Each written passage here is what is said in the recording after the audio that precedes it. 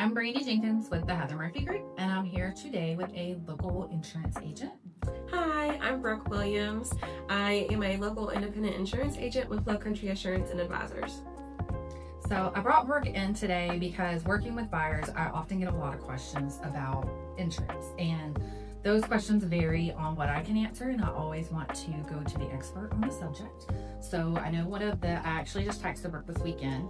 I was showing a home and there was claims on the home, and they filled that out on their seller's disclosure. And so the buyer asked me, do these claims affect me?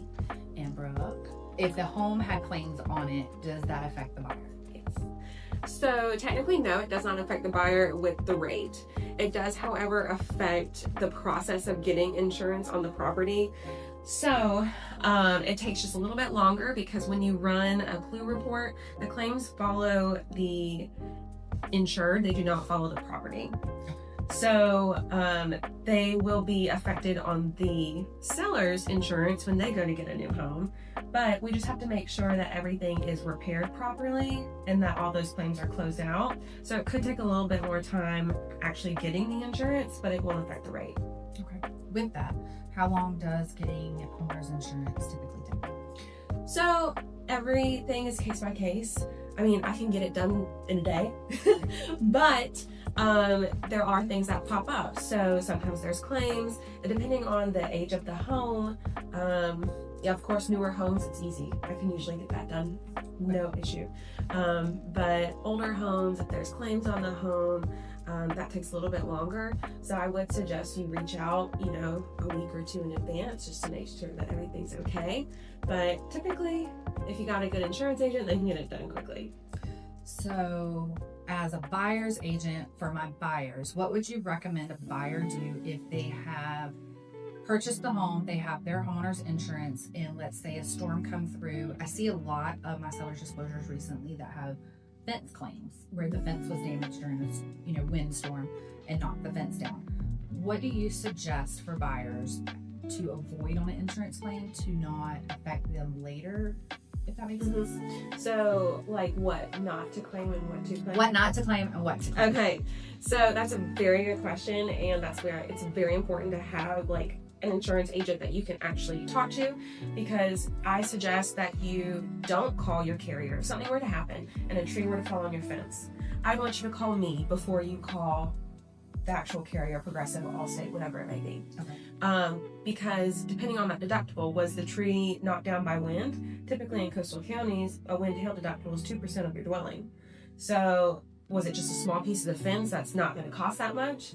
You don't want to make that claim, because then that claim is going to be a $0 payout claim, and it's going to follow you for 5 years. Okay.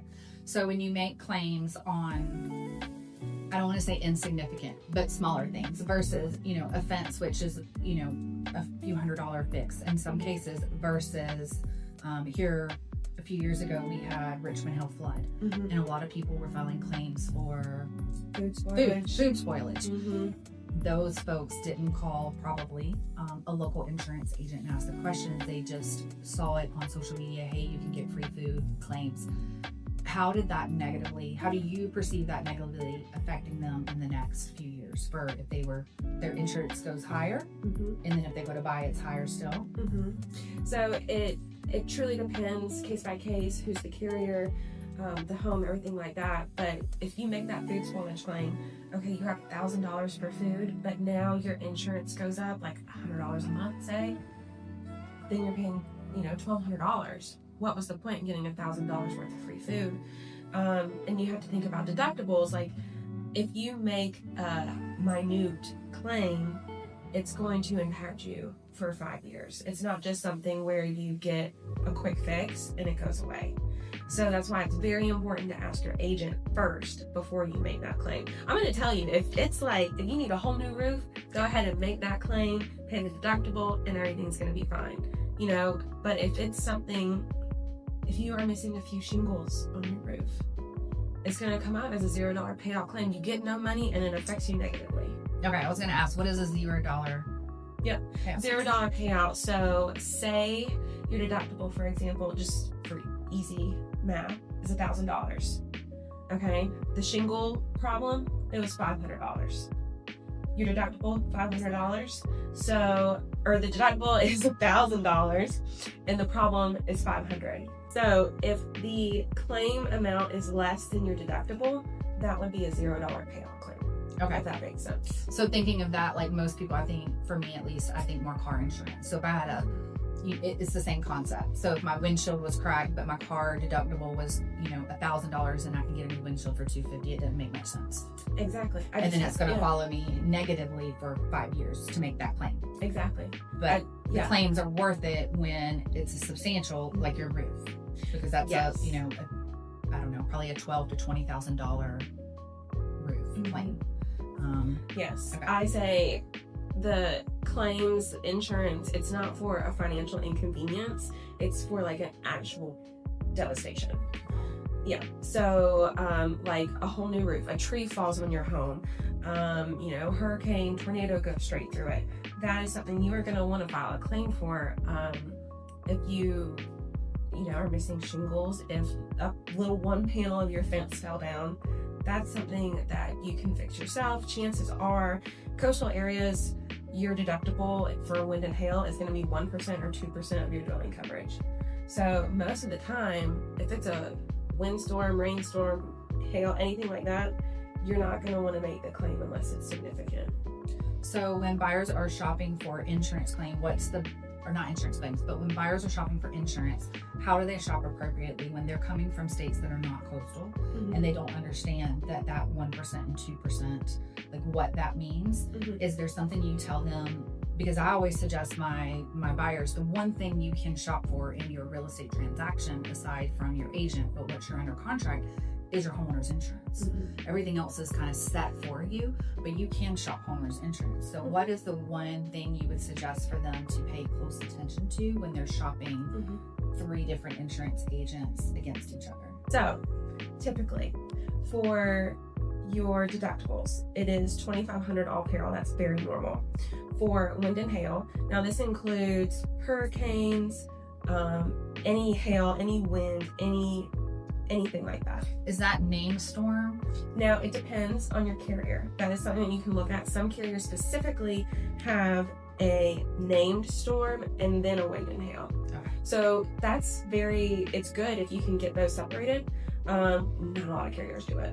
Okay. So for reference, because I just confused us probably, named storm is a lot of times in our area, we will have storms come through that you see the news names them. So it's, Hurricane Matthew, for instance. That's a named storm. So when you're shopping insurance agents and policies against each other, you're saying, see if they'll separate regular storm from a named storm, because it's going to be different. Some carriers do that. Like I said, not many do in our area. So there's like 2 off the top of my head that could do it. So, but the named storm or the wind and hail is going to be a percentage of your dwelling. So if your home is $100,000 and you have a 2% wind hail, then that's a $2,000 deductible.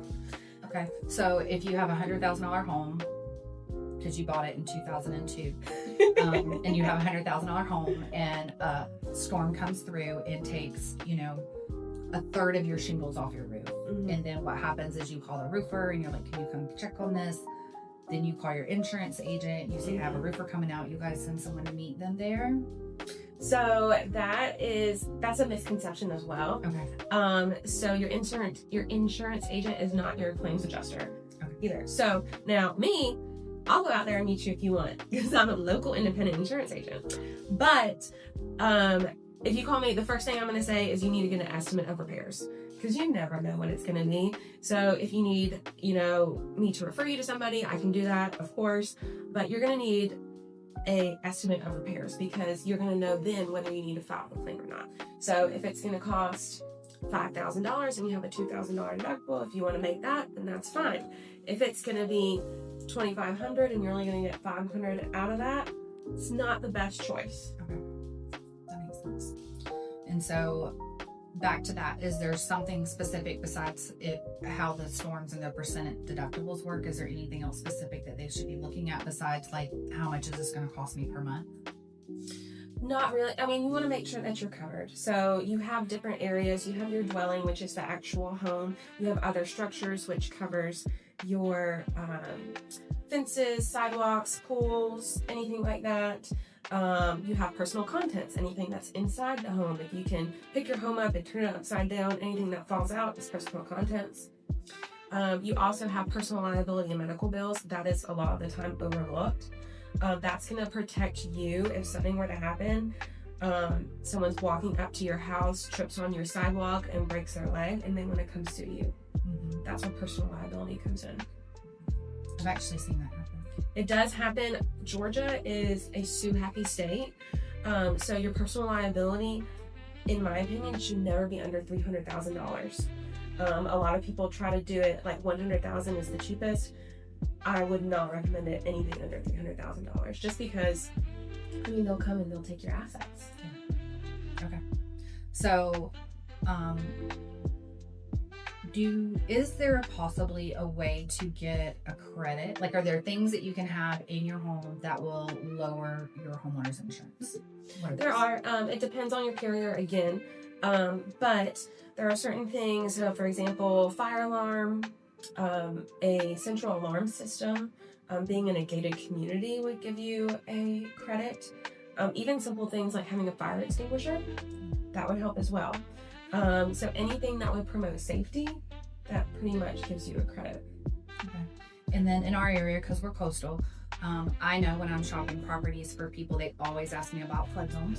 And I always let them know, like, your X zone is a no flood zone. Correct. And you can get insurance if you need it. And I highly suggest you still do. And it's normally less expensive. And it's really hard for us in this area to tell you without looking, like, we can't visually tell you if you're in a flood zone. Whereas this property here that we're sitting in, it could be not a flood zone, and the property adjacent to it could be an AE, which is a higher flood zone. So it's not like neighborhood specific, it's literally house to house specific. For flood insurance, what do you suggest? And then if they're not in a flood zone, what do you suggest? Yes, so flood insurance, it's tricky because if you look at a flood map, the zone, it literally is just like squiggles. And in Richmond Hill, when we had all that flooding, that the neighborhood that got the most of it was not in a flood zone. So a lot of them did not have flood insurance. However, they were in a flood zone, I think 18 years prior, before they changed the maps. So just because you're not in a flood zone doesn't mean that you don't have the possibility of a flood. Now, a flood is anything that is considered rising water from the earth. So flood is not going to cover a pipe bursting in your wall. That would be homeowners insurance. Anything that it's rising from the ground, that is flood. So I would suggest that you shop it. There are markets, FEMA markets, and there are private markets. A lot of the time the private markets can get you a better rate. So as an independent agent, I have multiple flood options that I can run for you, and then you can see the difference. But it is very important to check that out. And if you ever have a question, if you're in a flood zone or not, you can always ask your agent too, because we can run it fairly quickly. So Brooke, if my client, we work buy and sell on our side. So if I have a client that calls me and they need to sell their house, and Heather goes out and she's talking to them about selling, but their policy is paid up for the year for their insurance, do they carry that with them to the next house, or what happens when they sell their property to their insurance policy? So when you sell your property, that means that that insurance policy is null and void because you no longer are the owner. So you will have to send a cancellation. So you tell your agent, I'm selling the property, I need to cancel my insurance. So I will cancel it for you.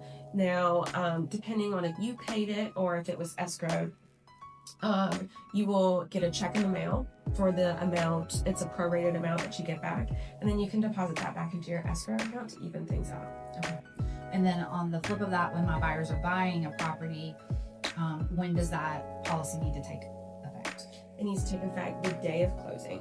Okay. So if the closing date is 1/20, I will cancel it on 1/20 and make the next one effective on 1/20.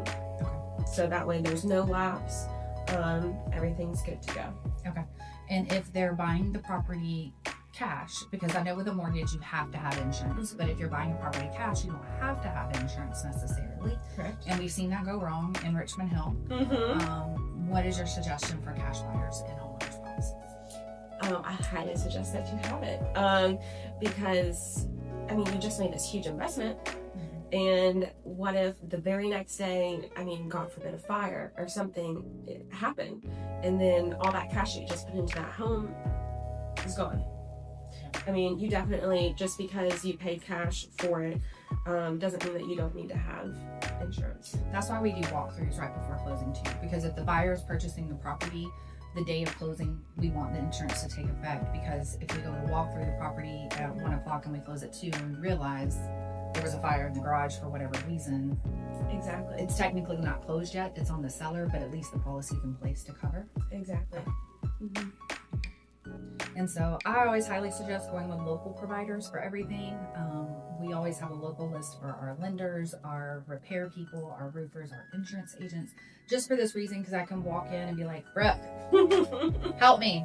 And she's a physical person in front of me, and I'm not getting passed from 1-800 number to 1-800 number. So yes, that's very important. You can just text her, you know, like, on the spot. Well, thanks for coming in. Thank you.